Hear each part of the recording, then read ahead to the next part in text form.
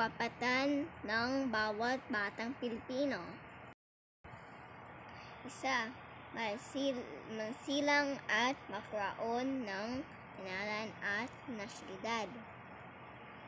2, magkaroon ng tahanan at pamilyang maaruga sa akin. 3, manirahan sa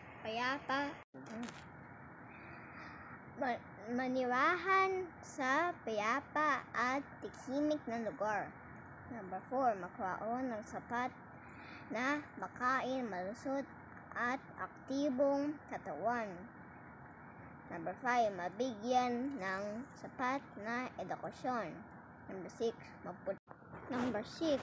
mapaunlad ang aking kakayahan. 7, mabigyan ng pagkakataong makapaglaro at makapaglibang. 8, mabigyan ng proteksyon laban sa pang-aabuso, panganib at karahasan. 9, mapangtanggol at tulungan ng pamahalaan.